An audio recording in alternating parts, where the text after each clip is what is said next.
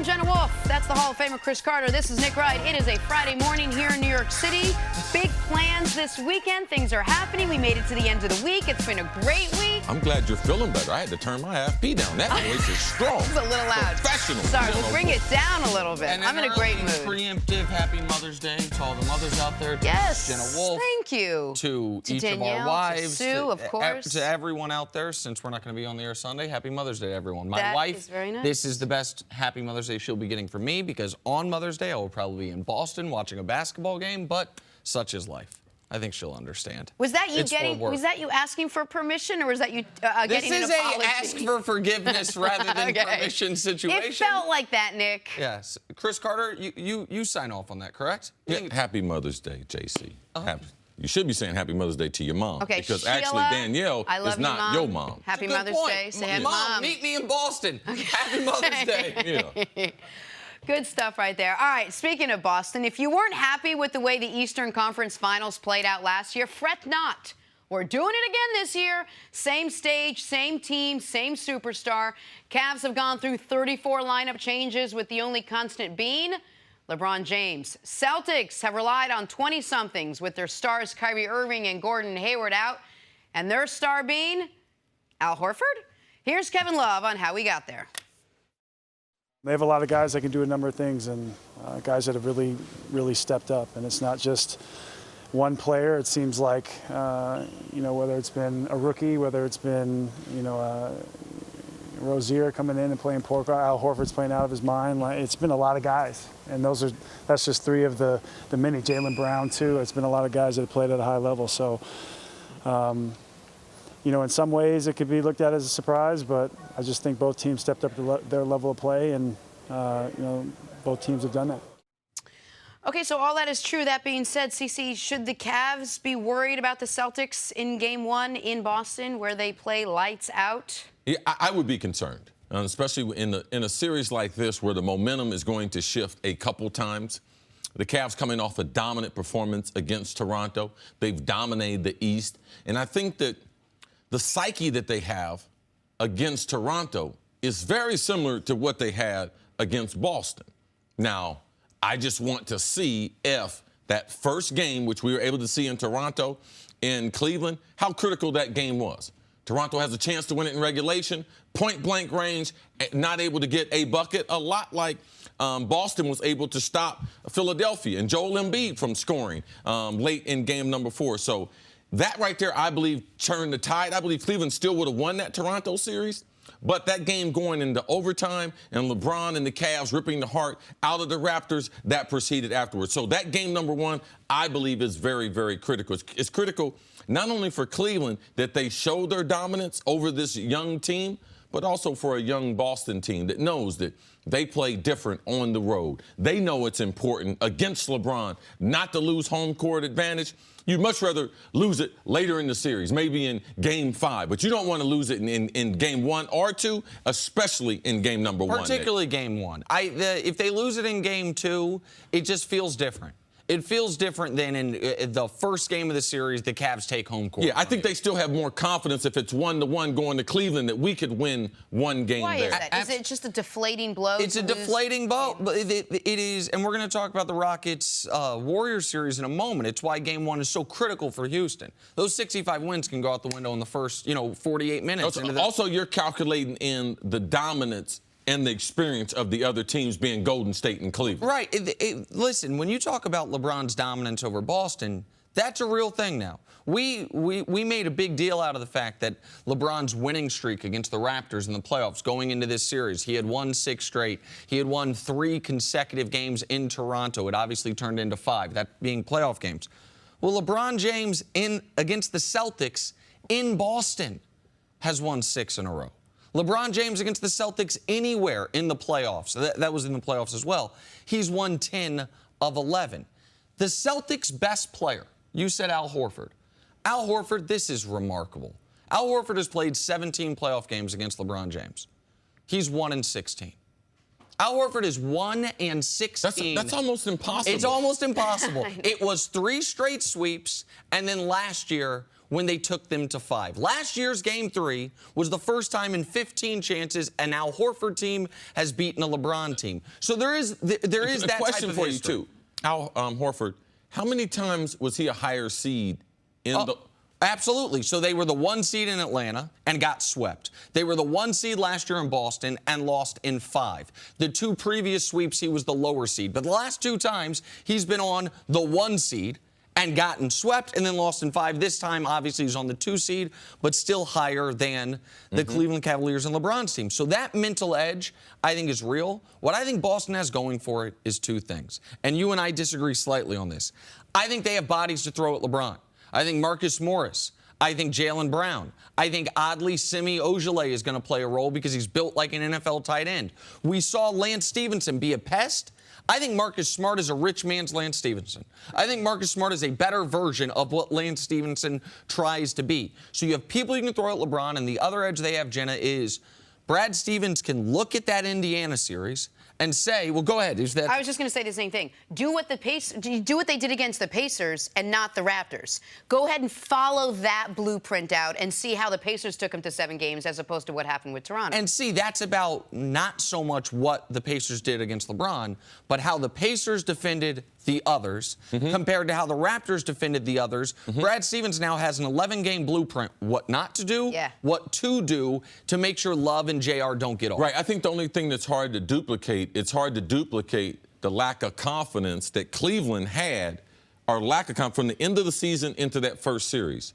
The team that's playing against Boston, Kevin Love, JR, Cal Korver, they're all different. George Hill, they're all different players, either confidence-wise or because they've played some actual minutes together. So that's what I do believe. I do understand as far as the multiples they can throw them. So you mentioned 4 names that they can throw at LeBron. Even though LeBron has decisive advantage as far as height, speed, weight over all those guys, I just don't think any of those are adequate. I don't believe if you put Marcus Smart on LeBron, you're just wasting your time. And also, you're going to have to double team him. If you think they start double teaming Joel Embiid a lot in the last game, they go into this knowing that LeBron can dominate compared to let's play it head up with Joel Embiid. So I think Brad Stevens will be more apt to double LeBron early.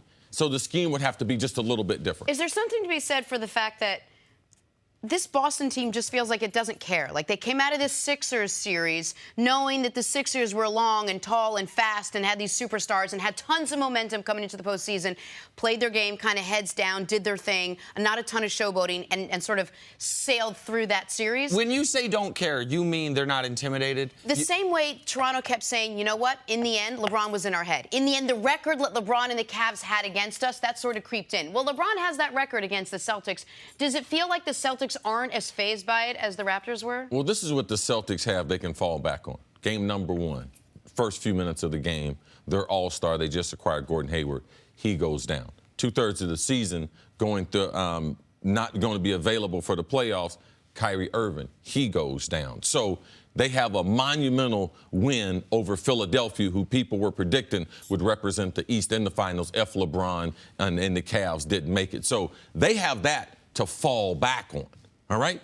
Toronto, what excuse did they, what did they have? And Toronto's 2 stars, while Toronto had a new bench this year, Lowry and DeRozan had seen all the ghosts of LeBron. Jason Tatum was in college last year. Yes. Jaylen Brown was just a supporting actor at best last year. Now, Al Horford's got to deal with it, but those other 2 guys don't so much.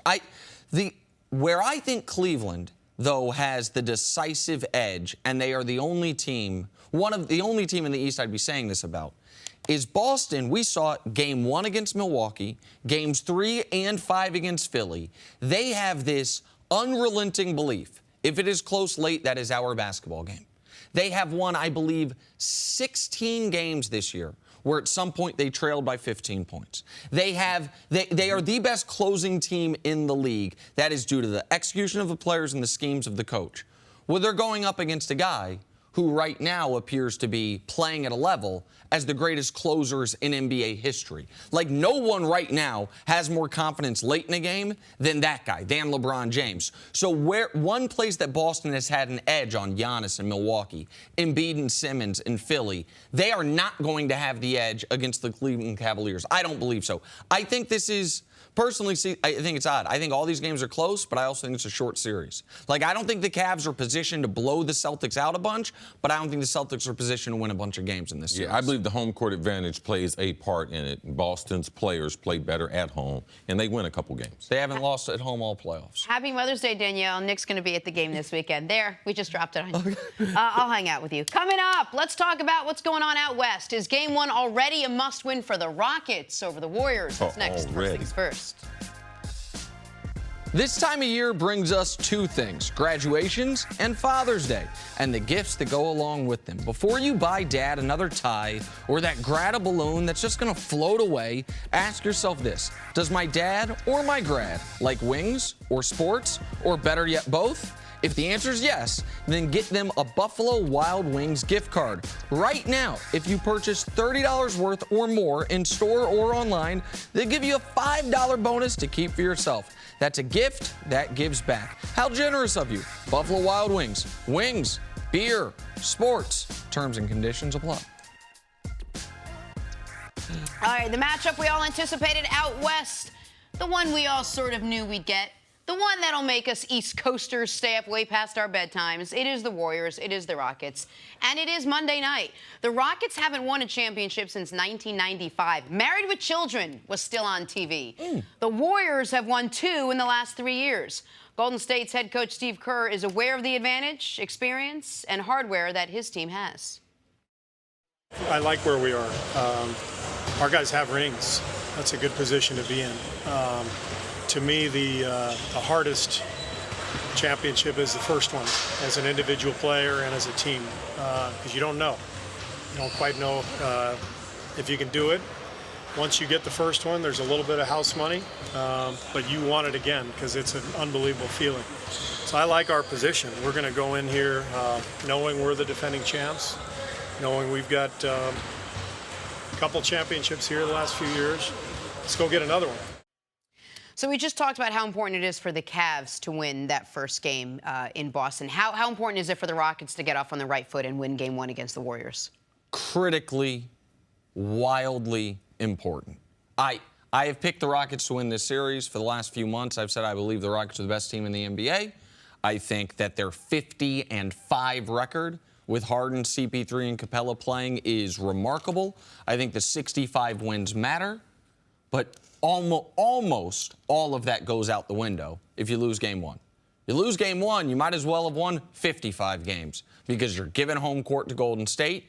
And more critically than giving home court to Golden State, you are giving them the mental edge in the series where your season is on the line in Game 2. So while I'm not going to call it a must-win where if they don't win, the series is over, but it's as close to a must-win, in my eyes, for Houston as Game 1 can be. I think Golden State could win the series while losing Game 1.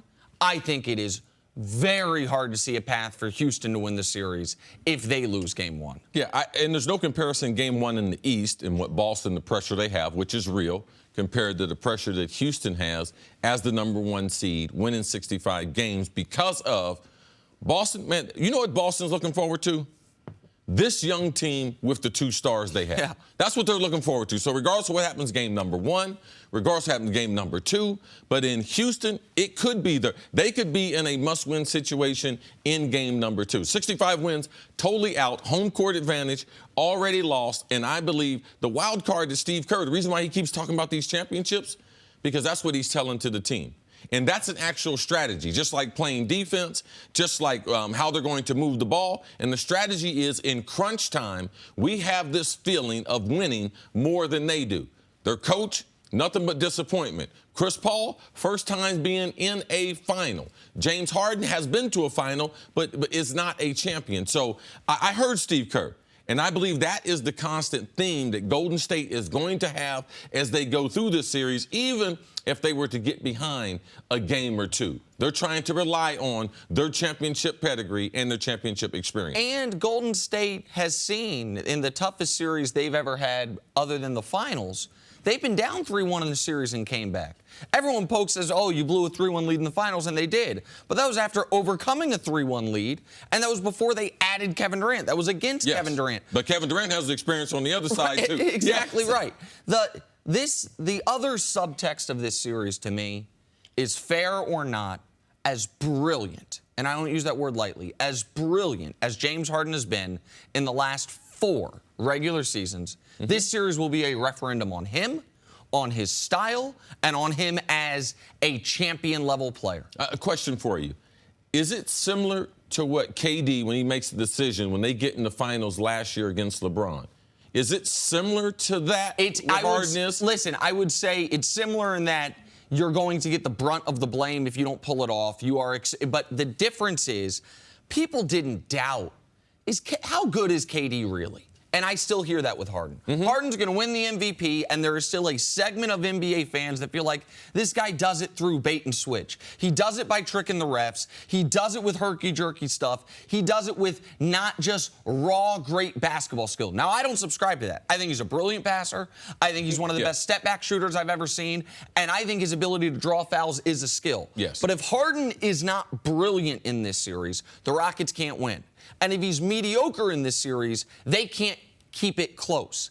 And that will, if he's not great in this series, C and Jenna, it won't matter what he does in any regular season moving forward. He will never be in the MVP discussion again because people will hold this against him. Like, if people will say, okay, yeah, but who cares? Like, this is fair or not, and I don't know if it's totally fair, will be a referendum on James Harden. You say that you still feel that the Rockets can beat the Warriors if Harden plays great. Yes. You have to beat them 4 times. Like, you have to be great, really, really great to combat those 4 guys in the Warriors lineup 4 different times. And game 1, you think that can give them enough confidence? Because this is a Warriors team that you don't want to give them any momentum because you know what they can do with it. Absolutely. Though it's why I think game 1's so important. But why do I think James Harden can be great over the course of the series? Because I've seen him be great over the course of 4 years. I've seen him be statistically the best player in the league this year.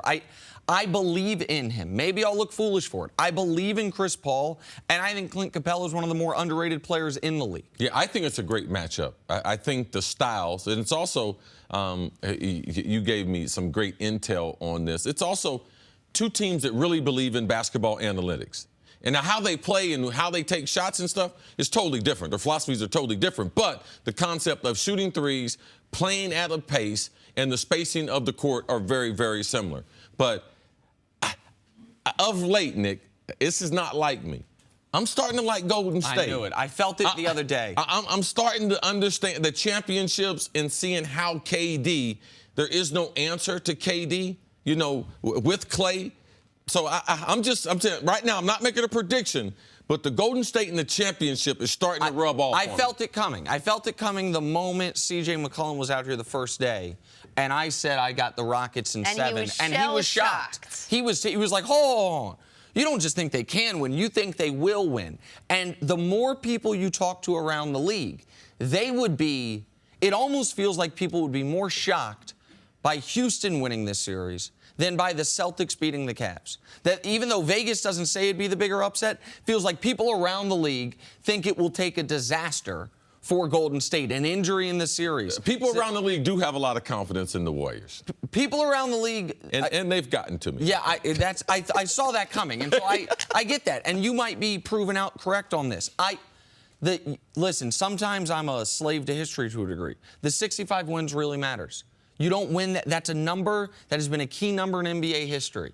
The 50-5 matters to me, and the home court. We saw Boston win game Series 1 and I think Series 2 in large part because they had home court.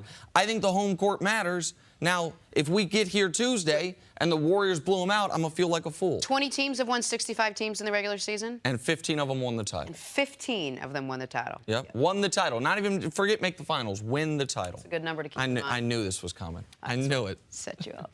Coming up, one NBA superstar looks like he's heading to a new team, and another is staying put. We're going to sort it all out next. Some first things first. Here's some stories to start your morning. Cowboys CEO Stephen Jones yesterday said he just wants Dak Prescott to go out and be MVP this year.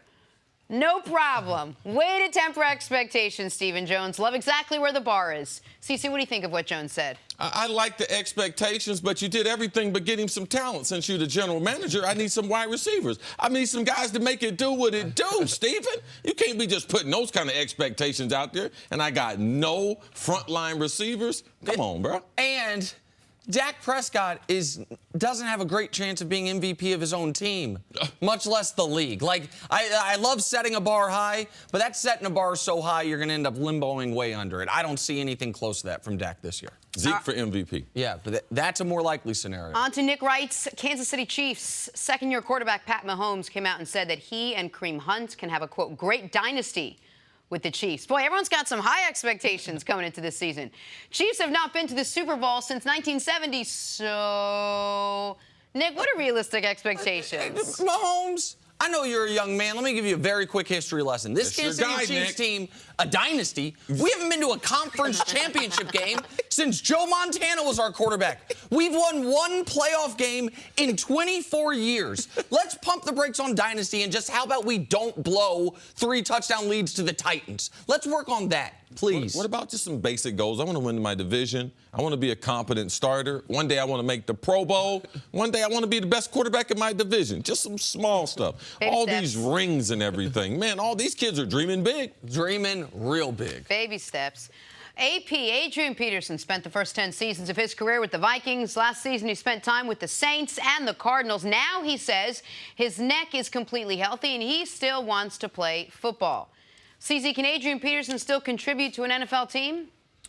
Well, he's a freak athlete, but make a contribution. The Nick kind of convinced me last year. I thought he had a little gas left in the tank, but I realized that, man, you know, that tank right there is really running on empty. The gauge, the fuel gauge, it ain't working. Right. I believe AP is done. Yeah, I think he's done as well. First ballot Hall of Famer in my eyes. Yes. Maybe the single best running back of his generation. LaDainian Tomlinson might have something to say about that. But I don't think we'll see him in an NFL uniform ever again. On to golf now. Yesterday, Tiger teed off at the Players' Championship. He was even par after his round 1. And is 6 strokes off the lead. Tiger says he's got to drive the ball a little bit better. Dustin Johnson and 5 others tied atop the leaderboard right now. CC, what did you make of Tiger's first-round performance? Tiger is right. He's got to be able to drive the ball, Jenna, because this is the toughest field in golf. They have 49 of the top 50 golfers playing in this tournament. Yesterday, the scoring conditions were perfect. Very little wind. There was a temperature in the mid-80s. Anytime you have that on the PGA Tour, wind is their enemy. And when there's no wind, you're going to have a bunch of guys who be able to score and be able to go low. And when you're shooting only 1 or 2 under or even par, you are losing huge steps on the field. And there's so many guys capable now in the PGA Tour, the depth of the tour. There's so many guys that can shoot 65, 66 on a given day. So when you don't give your chance, when you don't give yourself chance by driving the ball straight, which on this Pete Dye golf course, he designed it. You have to drive it straight to build a score. Tiger, he's teeing off early this morning. He's got to shoot a low round. At the minimum, he's got to shoot at least 68 today. Listen, he had a shot in this thing. After a rough opening 8 holes, he eagles the 9th. He then birdies the 12th, and you're like, oh, okay, he's at 1 under with 6 holes to play. If he can get it to 3 under, then we're talking about something. But he ends up going 2 over on the final 6 holes, so he's at even par, and it was all about the driving. There's over 160 golfers in this tournament.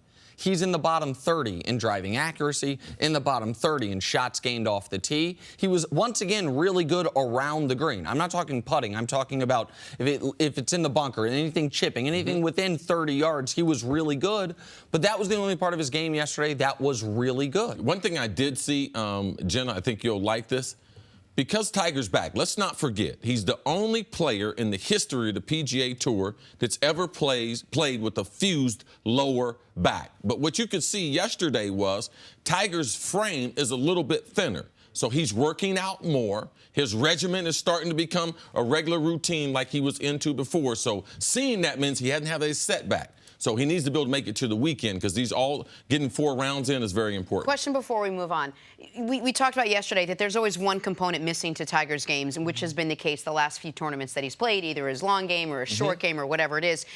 Do you watch him play, and you both watch him very closely, thinking, oh, he's putting it all together, or are you watching him play saying, I don't know if he's going to get back to where he was? Go ahead. I think he'll get back there because he's shown too many tremendous signs. When will he put together these 4 days? I believe this summer he's going to win. So I do believe the components are there. He is testing out new equipment and getting more familiar with that equipment. One quick bright side for Tiger is Phil Mickelson talked about, since they're in the same group, potentially having a side wager of a lot of money, them two head-to-head. Well, Phil was 7 over yesterday. So Tiger, even without making the cut in this thing, might end up making about 7 figures on this tournament. The so other that's bright nice spot for Tiger is that Phil is wearing a ridiculous shirt so that he, no matter what, wins the fashion battle as well as the ability to move your arms like this because he's not wearing a long sleeve. Is that your golf down. swing, Jenna? Maybe that's why you're not a big golfer. Woo! Just saying. Okay. All right, time to tell you that was so high in the register. Time to tell you what's happening in New Orleans. You know, the way I start every conversation with my parents who live in New York. Pelicans have a tough decision facing them this summer. Do you bring back Boogie Cousins, who missed most of the second half of the season with an Achilles injury, or do you bring back the team that helped them sweep the Blazers?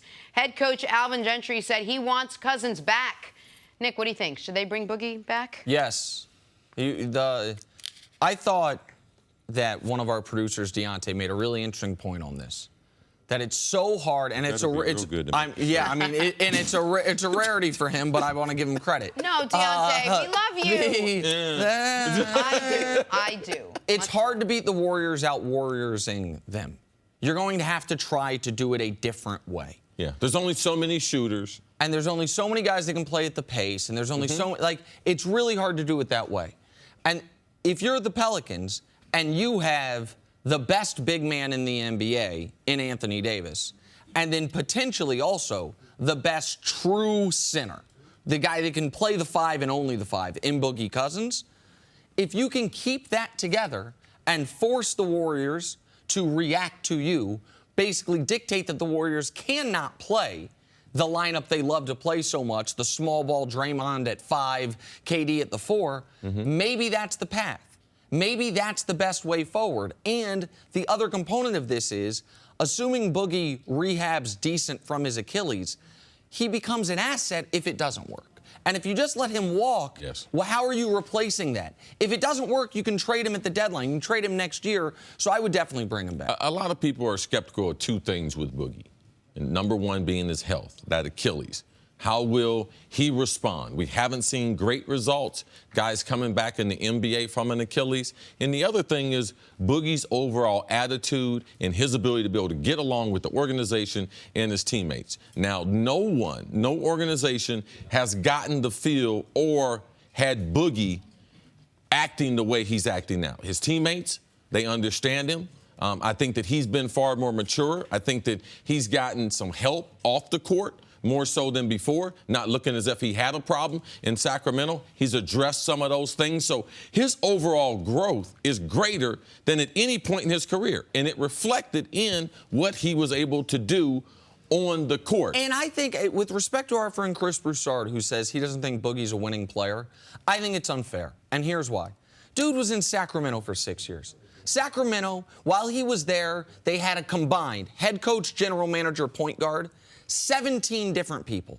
Think about that. 17 different head coach, GM, point guards. No one's going to be a winner there. He's only played 65 total games in New Orleans, and we saw this year he was at his best mentally and some of his best physically. Go ahead, Jenna. Question. This Achilles injury, it's not a small injury. It's a big rehab process. Are we convinced he's going to come back full form after this? We're not convinced of it, but with most injuries, you have to give the athlete benefit of the doubt with today's technology. But even if you don't know about the Achilles, you still have to sign him because you have to keep him as an asset compared to letting him walk. You'd much rather him, if he's going to be a slow recovery, recover in New Orleans. It's more beneficial for the team. And I understand people's concern with the Achilles because particularly of his size, but it would have to be a disastrous recovery for him not to be some type of asset. Maybe he wouldn't be a blue chip asset, but you still get something more than letting him walk in free agency. Right. Speaking of walking, onto our set. Oh. Someone bigger than all 3 of us combined. All-Pro and Super Bowl champ Lane Johnson is here. Oh, friend of the show. Eagles. Now,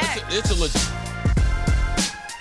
Back here at First Things First, we're joined by Eagles Super Bowl champion and All-Pro tackle and guy with big personality and big guy and friend of the show, Lane Johnson. What's going on, guys? What's going on? Air 5. High five. All right. Here we go. I know they want me to stop with the high five. I can't let it go, Lane. No, high five's good. In that setting, it was good. Well done, Jenna. You just do you. You just do you. Thank you, Lane. Come Agreed. join our morning meetings, because that's not where that's the mantra. Let's talk some football. Here's how NFL logic works, okay? Until a team wins next year's Super Bowl, the Philadelphia Eagles are the defending champs. That after they took down the Patriots for their first Lombardi trophy. Since then, well, head coach Doug Peterson got a contract extension, and the Eagles are favorites to reach the Super Bowl again. So, Lane, how hard is it going from underdogs last season, which you guys owned that? I mean, you owned it with the dog masks, you owned it with the chips on the shoulders, all of it, to favorites this season. It's a complete different mentality coming into the season. Like you said, mentality, I think it's really about how you approach it. For me personally and our team, I don't want to go into a game scared. That's been our mentality, this whole past season. So really, he knows how it is. You approach it 1 week at a time and don't expect outcomes and just take it 1 week at a time. But as far as talent, we're loaded with talent again. Don't look too far ahead, and I think that's the key, is just staying in the moment. I think the talent, it helps against complacency, because we're sitting here talking about the offensive line you guys have. You talk about Jason Peters, he's back. He's a mean guy. He wake up mean. Now, winning a Super Bowl without frontline players like him, now it adds to the depth. Man, you guys going to have some knockdown, drag-out battles in OTAs and summer camp, and you believe that will help the overall team makeup. I think that it already helped this past season. I got Fletcher Cox and BG every day over me, so that's helping me get better. We had Haloti, we had Michael Bennett. And so every day at training camp is a war, and that's what it's going to be. So iron sharpens iron. We got a lot of great guys in the locker room. It's going to help us, and I think with the veteran leadership we have with Malcolm and some of those older guys, it'll help us move forward. I want to go back to the underdog thing just for a moment, because you guys were adamant about how much that was a part of your story, whether it was from you and the dog masks to Jason Kelce at the parade talking about this guy was not counted, this guy. Yeah. And so that now, though, is gone. You guys are the defending Super Bowl champions. It wasn't a one-year thing where it's like, yeah, but they lost this guy. No, you guys actually added to the team. So if the underdog thing was a legitimate psychological edge, how do you flip it to where not being the underdog anymore isn't a disadvantage? Like I said, I think it all goes to veteran leadership. I know that we're loaded with talent. Can we repeat? Do we have enough talent to repeat? Yes. Does that mean that you're going to? No. It's all about being disciplined. And I think it's one thing we can learn from the Patriots, how they've been consistent, throughout their, tenure. And that's really what it is. It's taking it week to week, being serious week to week. We like to have fun and joke around, but at the same time, when it's time to play ball and get serious, we do that. It was great. You sat down on the set and CeCe asked how you're doing. You're like, well, I could have had 4 months off, but I only have 2 months off. It's the burden that comes with playing the very last game of the season. Sorry about that. No problem. It's embarrassing. So you look around the league now. Last year you came in, you weren't really looking around the league because you were at a different perch than you were this year. Now you come in, you look around. First you're going to look in your division. We're favored to win around the league, but look who's there to beat in your division. Who are you better than in your division? And then in the conference, and then the entire league. So let's start with that. I mean, who are the teams out there that you think, besides yourselves, are going to be tough to contend with? Well, we better contend with the Cowboys. We better contend with the Redskins. We better contend with the Giants, because that's in our division, so we can get in the playoffs. All three of those teams changed a lot from last year. Yeah, I noticed the Redskins, piling up their defense. And changing quarterbacks. Yeah. Changing quarterbacks, so, we'll see where that goes. As far as looking at the schedule, I haven't looked. I wish I had it in front of me. But last year, for me, what motivated me was our offensive coordinator, Frank Wright, made a list of all the pass rushers I was going against, and it was literally the best. So I knew I had my work cut out, so it didn't matter who we were playing. I knew who I was going against the whole game. So we'll try to make that more of the same, moving forward. You talk about your offensive coordinator. We know that Frank Wright is going on to be the head coach now with the Colts. People would look at that and been like, wow, I need to watch that. But a guy who very familiar with, Mike Groh, a guy I'm familiar with, I think he's more than capable. Give the football audience a little bit of context as far as who Mike Groh is and what you guys think you can still continue to grow as an offense.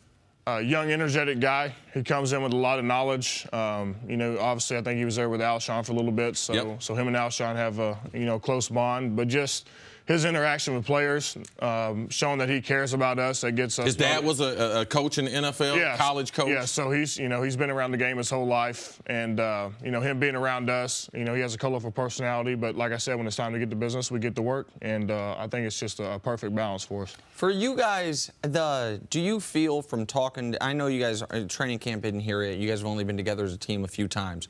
But do you have a feeling, because so many of your frontline guys, most notably your quarterback, your, I believe, future Hall of Fame left tackle, among some others, Darren Sproles, you mentioned him, who's made an amazing career for himself out of Kansas State when a lot of people thought, guy his size, what is he going to be able to do in the NFL? Jordan Hicks on the defensive side. Right. When those guys didn't get to participate in the playoff run, is there a little different mentality than a typical defending champion? Because your quarterback wasn't there, your left tackle wasn't there. Those guys have rings, and they helped you guys get there. But I'm sure they feel like not quite the same that you do about what happened last season. I feel those guys are hungry, and even when they were out, I saw them in the rehab. They were on schedule every day. They're ahead of schedule right now. JP's in there lifting the same weights I'm lifting. Sproles is looking like he's he could take a touchdown back right now. So.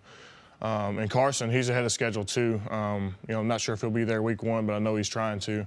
Those guys are hungry. Those guys are going to drive us. Jordan Hicks, Chris Maragos being out, all those guys are going to drive us moving forward. So, really, when it all comes down to it, it's really about how you approach the game. If you want to look, hey, we got a target on our back, play scared. I'm not about that. And I think, for great teams, you go out there, you attack it each week, week in and week out, and that's how you win. Plus, you get your quarterback back this year. Yeah. It was a tough position for him to be in last year. It took you guys to where you got, and then you had to sit out and watch the Super Bowl. Yeah. What's that like to get that little injection going into this season? It's awesome, especially, he's an MVP type candidate.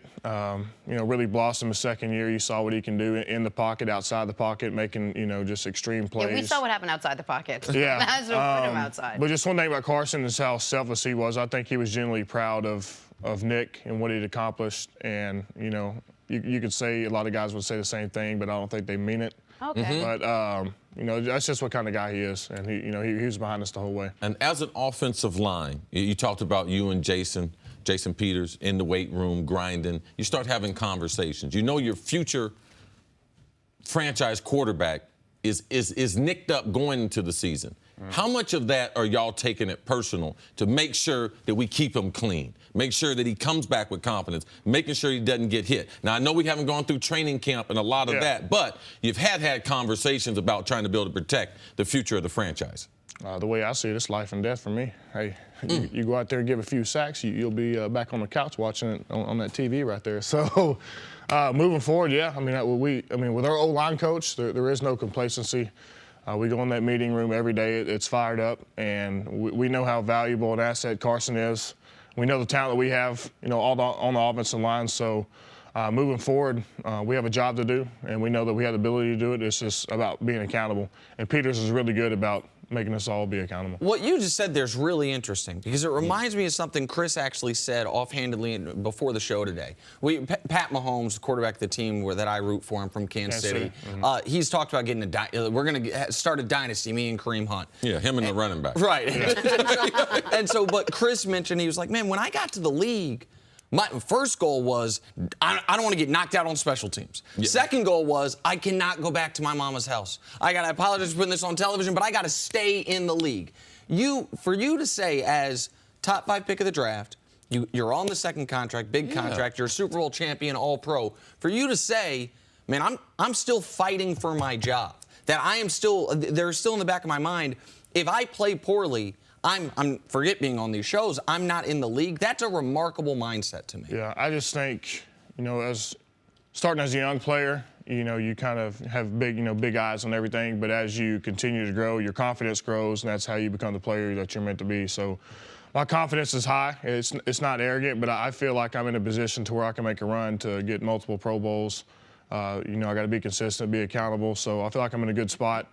And really, I just, I love being a part of Philadelphia. I'm happy where I'm at, and I just feel like we have a lot of success, Really quick about the Philadelphia part, because Jenna and I have spent a lot of time in Philadelphia. Man, how has it been living in Philadelphia as a Super Bowl champion? You can't go down the street without somebody, hey, man, we appreciate what you've done. It's a good feeling, man. I mean, when we go to the parade and you have guys, pouring their families' ashes on Broad Street, that's how serious we're talking here. So you don't see that, around America too much. So to get that done one time for them, get that, what do you call it, gorilla off your back, whatever. It was any animal in that zoo. It was the whole zoo. It was a blessing, and hopefully we can get a lot more. We owe you a belated birthday. You just turned, what, 28? 28. 28 years old. 28. Tuesday. Happy birthday. Happy birthday. Thank you. Man. Will you come back and hang out with us? Yeah, if they'll let me. I mean, in like 3 minutes after the commercial break. You know what I meant. Thank you. And I love that in Philly they high five. See, guys, the high five is not dead. Stick around. We're going to talk about the last time they won, high five was in. Oh, you're funny. That's a funny guy. We're going to talk about the team they beat next on First Things First. Back here with All-Pro Lane Johnson, we're talking Patriots. It started with a Super Bowl loss to your Eagles, Lane. Then rumors whether Gronk would be traded, if Tom Brady would retire, if the Pats would trade up to draft Baker Mayfield. But at the end of the day, it was rumors, it was reports, and it was rumors. Hall of Fame coach Bill Parcells isn't worried, saying, quote, when the season starts, it doesn't mean anything. So, Lane, you know the culture surrounding the Patriots. You've heard everything that happens, I'm sure, and how Bill Belichick runs a very, very tight ship over there. How hard would it be, do you think, playing for that strict Patriots sort of underneath that umbrella compared to the environment you get to play in Philadelphia? I mean, I've done it in college. Bob Stoops ran a tight ship. When we were there, it was really no horseplay, no playing around, all the business. So I've been there. I've been in both environments. We won. We didn't win the championship, but we won. I can say with Doug, one of his main messages for every game is let your personality show. And I think when you're having fun, you have happy, productive players. Our coaches like to say that a lot. You can win. And my whole deal is that the Patriot Way, their formula isn't necessarily how you're supposed to win a Super Bowl. Is that how Pete Carroll won it a different way? Coaches have won it a different way a lot. So what I'm trying to say is, we did it our way, and there's more ways to skin a cat. That's what we say in East Texas. So that's all I was trying to get across. And go ahead. I was going to say, just tell me more what your way is. Like, what was that way? It was just being yourself? Like, what kind of ship did Doug run? When we practice hard. It's serious. It's real serious. But at the same time, we're going to have fun. We're going to joke around. I'm not going to be going to a miserable workplace. I love going to work every day. When we go in that meeting room, we're going to watch film.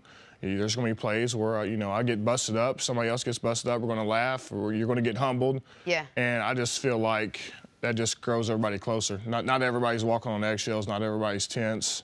And I just feel like that allows you to be the best version of yourself. The system that they have in Philadelphia, there's more players. If you're talking about there's 1,700 players can play in the NFL, there's more players that can play under that system that can play under the New England way. Now, I'm just going to tell you, Lane Johnson, if something would happen in Philadelphia, Bill Belichick said, listen, I'm getting ready to move you to left tackle. I'm getting ready to have you, I need you to protect Tom Brady's backside. Lane said, no problem. You give me the right amount of money, I will come up there. I got the right attitude. I'm not saying he wants to leave and everything, because guys can adapt. But more veteran players. And because of what he went through in college with Bob Stoops, you can't tell Lane he can't play in no type of system, but there's just more players that what they do in Philadelphia, it fits more of the football personality compared to what they do in the football laboratory at New England. I was just thinking it was taken out of context. I didn't have enough words to explain what I'm explaining right now. In college, it was very, routine.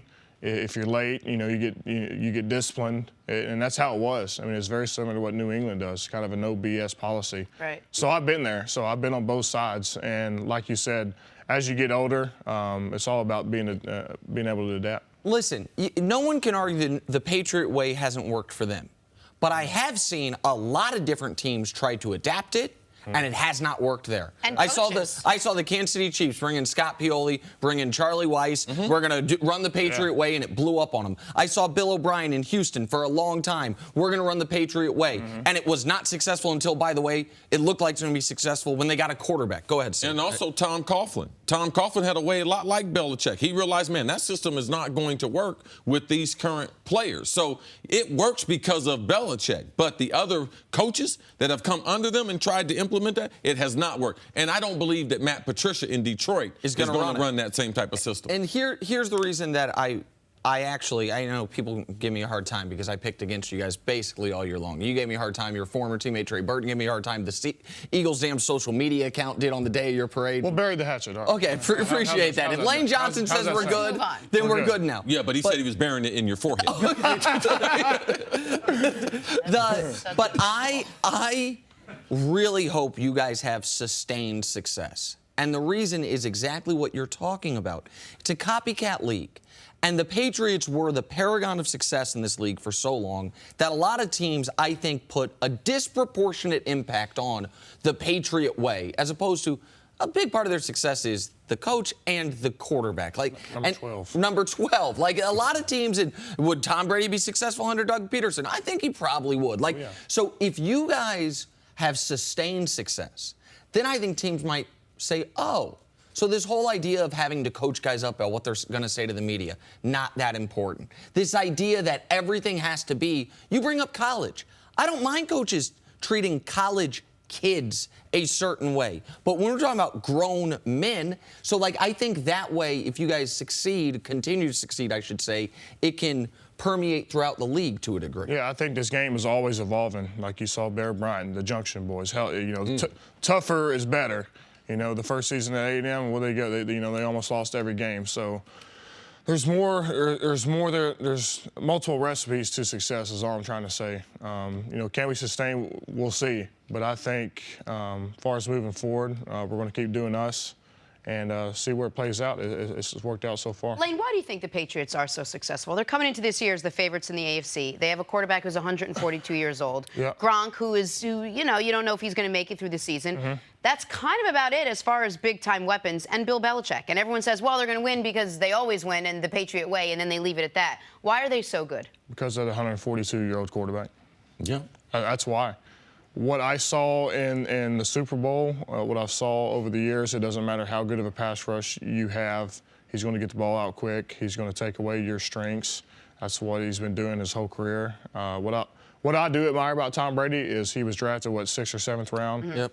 Came up to where he is now. I respect that factor about him. And, you know, he's obviously going to go down as one of the greatest of all time. So that's something I could take away from him. When you talk about Brady, a moment of honesty here. When they get the ball back down 5. Yeah, I'm thinking what you're thinking. Which is what? They're going to go score and win this game. And that's not an indictment on your defense. No. That's about the player. That's just what I was seeing, you know, the whole game. And it's the same way that we felt when Joe Montana was playing. All the great quarterbacks, especially those two right there, if they get the ball, because you've seen it so many times on TV, and now you're part of the movie. And That's what I felt like I was in the movie. I was in the movie. So I felt like I'm on the bench looking at Brandon Brooks and Kel. So, here we go. Right.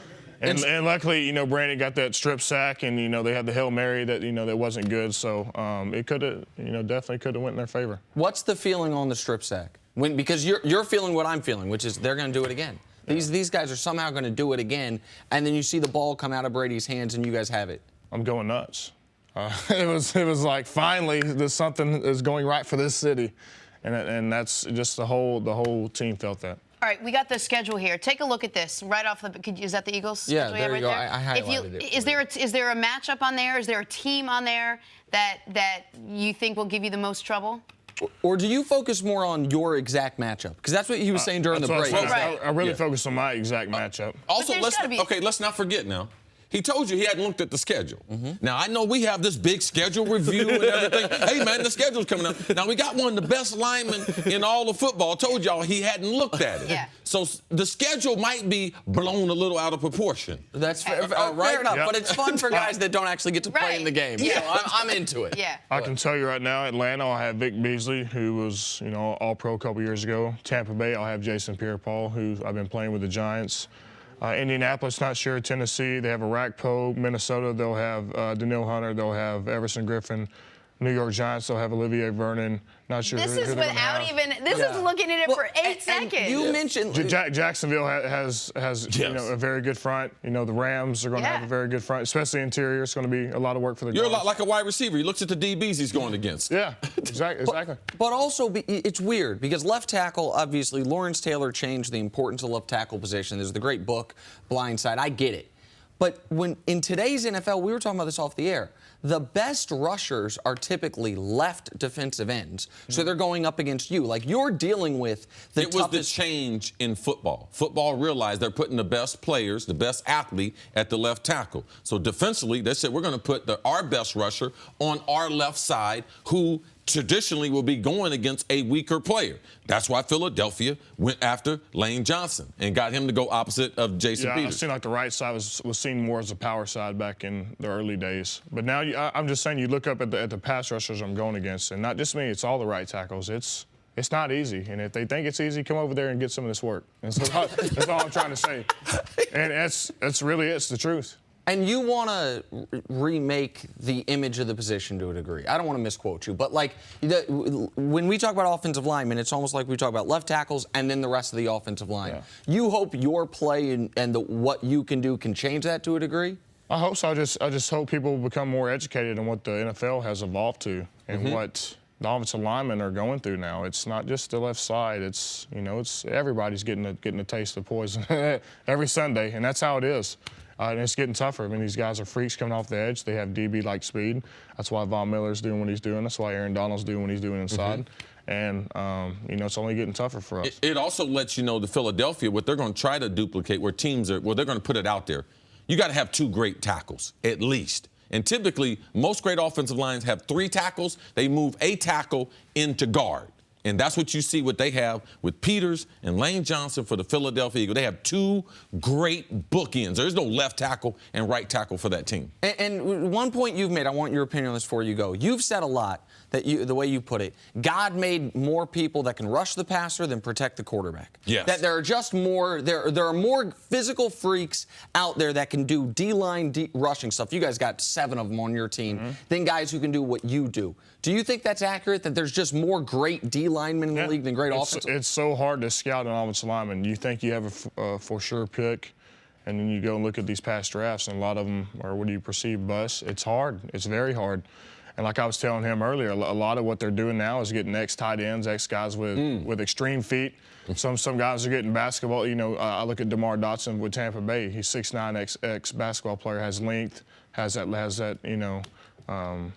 leverage on these guys, reach, and that's what they're looking for, and that's how the game's evolved. I'm Jenna Wolfe, and thank you for listening to the First Things First podcast. Make sure to subscribe and tell your friends, family, and coworkers about the podcast, which, by the way, is available on iTunes and all your favorite podcast apps. You can catch a fresh new episode every Monday through Friday on FS1, starting at 6:30 a.m. Eastern, 3:30 a.m. Pacific. So long, everyone.